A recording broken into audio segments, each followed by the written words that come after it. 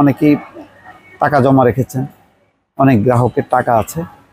তো দেউলিয়া অবস্থায় থাকলে এদেরকে কিভাবে রক্ষা করবে? আজকে দেখলাম যে এক্সিম ব্যাংকে 1,000 কোটি টাকা দেওয়া হয়েছে লোন হিসাবে। কেন? এক্সিম ব্যাংক যাতে ওই যে গার্মেন্টসের যে শ্রমিক আছে তাদের যাতে বেতন ভাতা পরিশোধ করতে পারে, সেই জন্য এই সহায়তা দেওয়া হয়েছে অনেক শর্ত সাপেক্ষে। কিন্তু এর বাইরেও তো 10টা ব্যাংকের কথা বললেন। খবরে বলা হচ্ছে দেশের 10টি ব্যাংক দেউলিয়া অবস্থায় আছে বলে মন্তব্য করেছেন বাংলাদেশ ব্যাংকের গভর্নর আহসান এইচ মনসুর।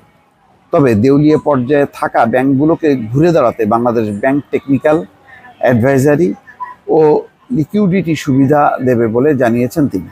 অর্থাৎ রক্ষা করার জন্য চেষ্টা করা হচ্ছে যাতে আমানতকারীদের আমানত রক্ষা পায়,